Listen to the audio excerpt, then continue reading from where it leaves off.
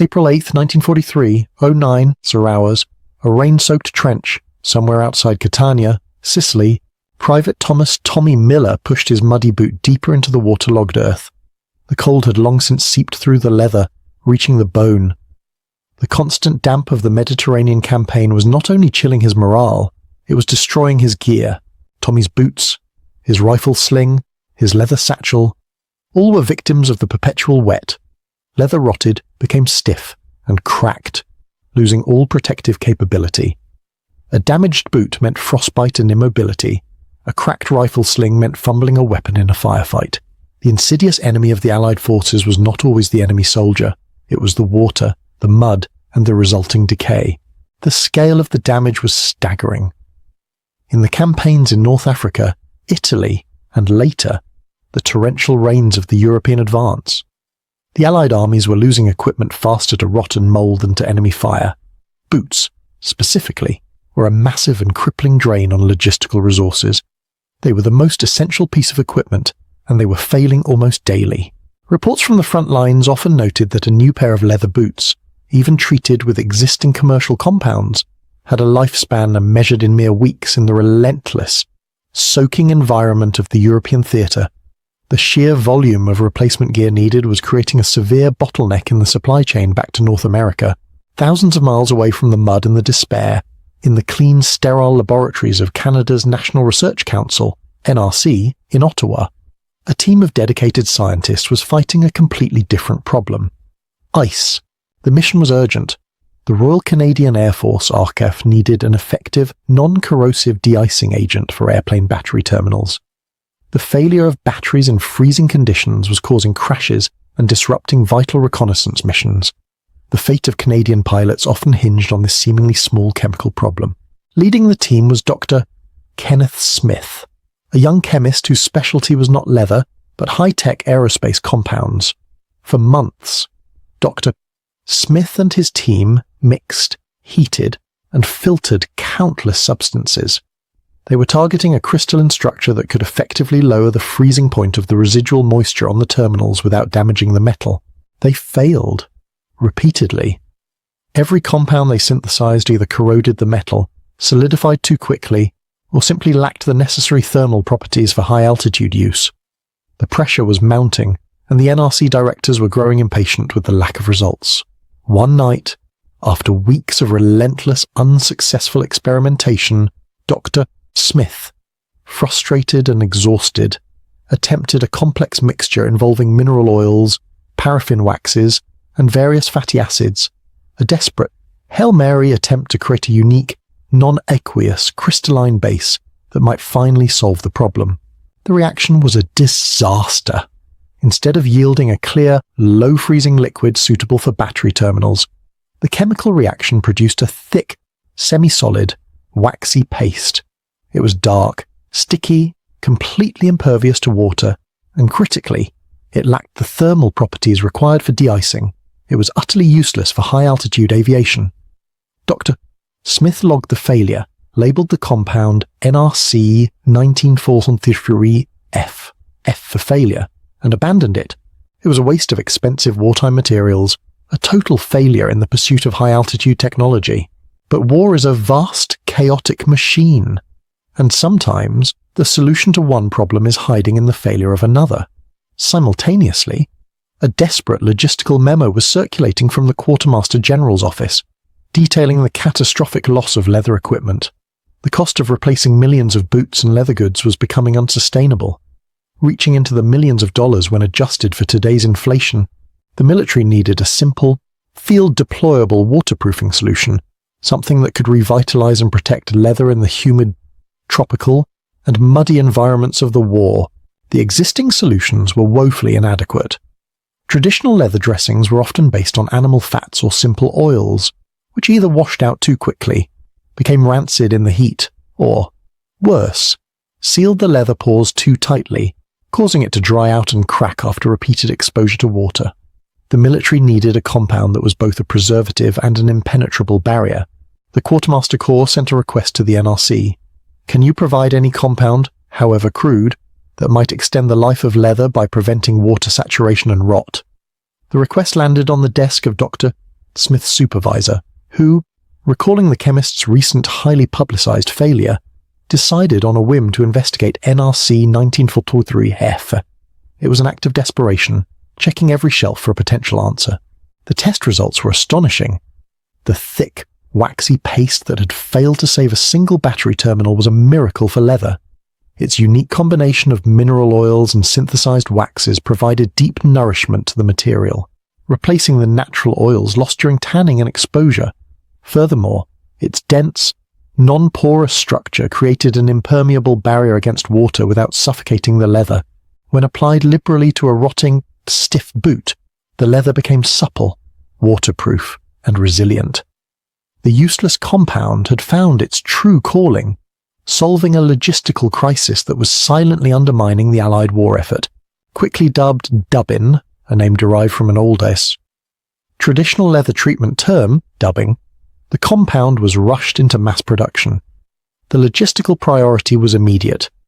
Millions of small, simple tins of dubbin were packaged and shipped to every Allied theatre of war, from the beaches of Sicily to the jungles of Burma.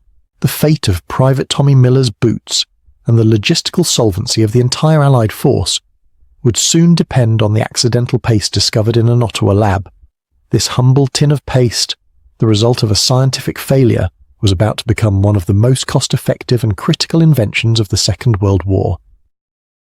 Early 1944, the supply depots of the Allied Expeditionary Force, England, the scientific failure of Dr. Kenneth Smith had, by the early months of 1944, become a logistical success story. The thick, waxy compound, now rebranded simply as dubbin, had transitioned from an experimental fluke in an Ottawa lab to a mass-produced, indispensable component of the Allied supply chain. Its primary impact was measured not in firepower, but in dollars saved and operational readiness maintained. The economic pressure the Quartermaster Corps faced was immense. Prior to the widespread deployment of dubbin, the replacement rate for leather boots and gear in the Mediterranean and North Atlantic theatres was soaring to unsustainable heights. A single pair of boots might last less than a month in the corrosive mud of the Italian coastline, and replacing millions of such items created an astronomical cost in materials, manufacturing time, and, critically, shipping tonnage across the U-boat-infested Atlantic. Dubbin provided an immediate, cheap, and highly effective solution. The cost of one tin of dubbin was negligible compared to the cost of manufacturing and shipping a replacement boot. Furthermore, the compound extended the life of a pair of boots from mere weeks to several months, drastically lowering the demand on factories back home. Logisticians quickly recognized the simple, powerful arithmetic. A small tin of Canadian paste was saving the Allies millions. This compound's revolutionary nature lay in its chemical composition. Unlike traditional animal fat-based greases, dubbin contained a blend of petroleum derivatives and refined waxes that did not simply sit on the surface of the leather. It penetrated the fibers, making the material truly waterproof and rot-resistant, yet still allowing the leather to breathe just enough to prevent the destructive internal drying and cracking that plagued older treatments. The transition from the lab to the front line involved a massive educational effort. Small tins of dubbin were packaged with clear, concise instructions and issued to every soldier, sailor, and airman. The simple act of application became a mandatory part of field maintenance. Every night, after slogging through the mire, soldiers like Private Tommy Miller would spend precious minutes cleaning their leather gear and meticulously rubbing in the dark, waxy paste. This process instilled a deep appreciation among the troops for the compound. They saw firsthand that their boots remained pliable and dry, and their leather rifle slings, essential for accurate long-range shooting, did not stretch or crack, maintaining their functional integrity. Dubbin moved beyond being mere waterproofing. It became a symbol of reliability in a world defined by chaos and decay. The impact was perhaps most acutely felt in the infantry. The rifle, the primary tool of the infantryman, required leather slings and pouches. Exposure to constant rain and humidity caused traditional leather to mildew and stretch, leading to mechanical failure and inaccuracy. Dubbin not only protected the leather, but, when applied to metal parts of the rifle, especially the mechanisms inside the stock where rust could form, it offered an additional layer of protection, preventing corrosion and fouling. The paste, initially meant for boots, quickly became an all-purpose field protective agent.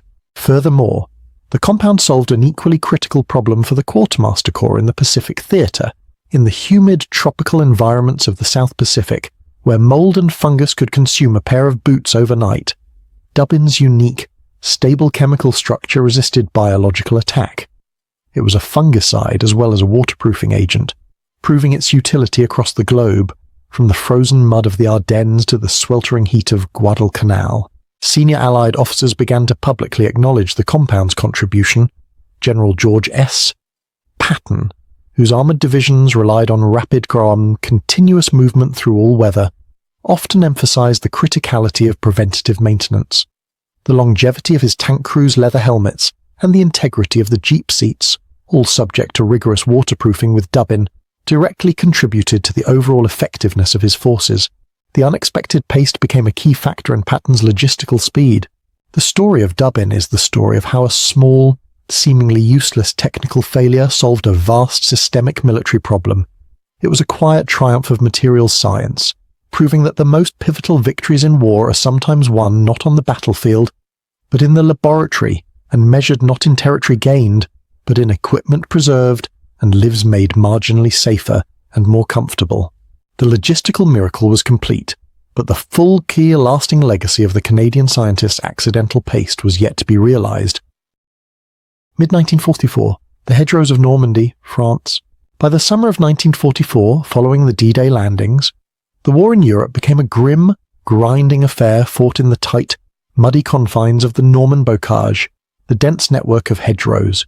The conditions were ideal for warfare, but disastrous for equipment and lethal for the health of the foot soldier. This environment became the true proving ground for the accidental Canadian paste.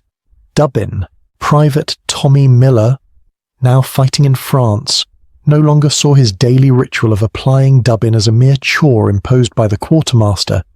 It was an essential act of self-preservation. The constant dampness and the lack of proper rotation meant that soldiers' feet were often soaked for days on end, leading to a crippling medical condition known as trench foot. Trench foot was not just discomfort. It was a non-freezing cold injury that caused numbness, pain, and eventually, if left untreated, gangrene and amputation. It was a massive medical drain on the front lines, taking thousands of men out of combat without a single bullet being fired. The primary defense against it was simple: keep the feet dry. Here, Dubin played an invaluable, life-saving role. By creating an impermeable seal on the leather of the combat boot, it prevented water from saturating the material and wicking moisture toward the foot. While foot rotation and changing socks remained critical protocols, Dubin acted as the crucial first line of defense, making the boots genuinely water-resistant in conditions where previous compounds had failed spectacularly. Reports from medical officers confirmed the dramatic drop in trench foot cases across units where Dubin application was rigorously enforced. The officers realized that the cost of treating, evacuating, and replacing a soldier disabled by trench foot was exponentially higher than the cost of a tin of paste. Dubin was not just saving money, it was keeping men fighting fit. The paste's utility extended far beyond boots. In the vast, complex machinery of military operations, leather remained essential for communication, weaponry, and transport. Radio operators used leather cases to protect sensitive equipment. Drivers used leather straps and covers for their vehicle components, and snipers relied on perfectly maintained leather slings for their rifles. In the humid, fungal environment of the Pacific Theater, the challenge was different but equally severe. Here, the enemy was mold and mildew, which could consume leather overnight and severely damage optics and metal equipment.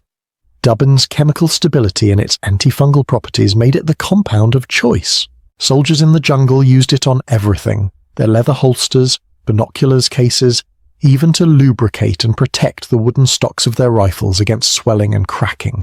The product gained a quiet, almost legendary reputation among the troops.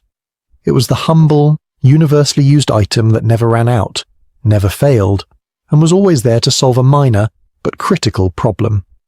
It was often traded for cigarettes, used as a temporary repair sealant, or even applied to protect wounds from infection in the desperate moments of a firefight. A true testament to its versatility and availability. The story of Dubin is therefore a microcosm of the war itself, a gigantic conflict won by the combined effort of massive industrial capacity and small, individual acts of maintenance and ingenuity. The accidental failure of a Canadian scientist, meant to solve an aviation problem, ended up becoming the foot soldier's best friend, fighting the war against rot, mold, and misery in every trench and foxhole across the globe. By late 1944, as Allied forces pushed toward Germany, Dubbin was no longer an experimental paste, it was an ingrained military culture. Every recruit was taught its importance, and every veteran relied on it implicitly. It was a testament to the power of pure, practical science, often hidden behind the headlines, that ultimately contributed to the enduring operational capability of the entire Allied fighting force. Post-war era, 1945 and beyond, the laboratories of the National Research Council, Ottawa. The war ended, the victory celebrated, and the focus of the world shifted from survival back to prosperity. For Dr. Kenneth Smith and the scientists at the NRC, the frantic pace of wartime research subsided. Yet, the accidental compound they had created, the failure that was NRC 1943, had secured a permanent, if quiet, place in history. Dubbin had performed its wartime duty perfectly.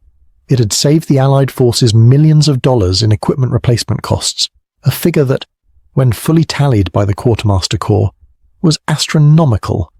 More importantly, it had maintained the operational readiness of infantry units by drastically reducing cases of trench foot and preserving the integrity of essential gear in all theatres of war. However, the true legacy of Dubbin was not found in the wartime balance sheets, but in its post-war persistence. As millions of soldiers returned home, they brought with them a habit, the meticulous care of leather, instilled by years of daily Dubbin application. They knew that no other compound protected their leather as reliably. This massive, soldier-driven demand ensured that Dubbin was quickly transitioned to the consumer market. Companies were licensed by the Canadian government to produce the compound, initially using the exact wartime formula. Suddenly, the paste designed to save boots from the mud of Normandy was being used to protect hiking boots, work boots, saddles, and civilian leather goods across North America and Europe. It revolutionized the market for leather care, setting a new standard for waterproofing and preservation that commercial products had previously failed to meet. The accidental success of Dubbin also had a profound impact on materials science. It highlighted the value of petroleum-based waxes and synthetic compounds over traditional animal fats for deep leather penetration and long-term protection. This discovery paved the way for future advances in protective coatings and durable military-grade materials, demonstrating that high-tech failure in one field could spawn a practical, world-changing solution in another. The story of Dubbin became a classic example of serendipity in science, the happy accident. It illustrated that in the chaos of research, failure is not always a dead end, but sometimes a crucial misstep that opens a completely unexpected door. The war had created the desperate need, and the failure to de-ice a battery had provided the perfect, simple solution. Dr. Smith and his team received quiet recognition for their contribution. They never sought fame, but their compound became an enduring symbol of the vast, complex, and often anonymous scientific effort that was necessary to win the war. They proved that the war machine was not only built by giant tanks and bombers, but also by the humble, unglamorous innovation contained within a small tin of paste. The most lasting takeaway is the profound realization that in any high-stakes endeavor, be it war, commerce, or even personal development, the greatest threats are often the most mundane: decay, inefficiency, and neglect. Dubbin was a victory against entropy, against the relentless forces of nature that constantly threaten to degrade and destroy. It taught the world that a simple, preventative measure applied diligently could save millions in costs and thousands of lives in operational integrity. Dubbin, the accidental paste, remains in use today, a testament to its enduring effectiveness and its powerful, quiet legacy. It is a constant reminder that sometimes the most life-saving discoveries are born from the very experiments deemed ridiculous or useless. If you found the story of this accidental paste fascinating, there are countless other brilliant, hidden innovations from World War II that deserve recognition. Show your support for uncovering these classified histories by hitting that subscribe button right now. Your support helps us tell the stories of the quiet heroes. The wartime lessons learned from the Quartermaster Corps about preventative maintenance, spurred by Dubin's success, became standard practice across the US and Canadian militaries. The emphasis shifted from costly replacement to mandatory, proactive preservation.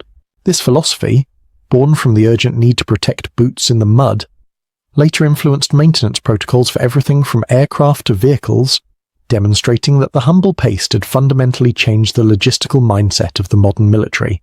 Ultimately, the tale of the Canadian scientists and their accidental paste is one of history's great ironies. They failed to save a few batteries from ice, but in that failure, they succeeded in saving millions in equipment and keeping millions of soldiers' feet safe from the deadly mud. What other useless or accidental inventions from history do you think had the biggest impact on the world? Share your thoughts and stories in the comments below.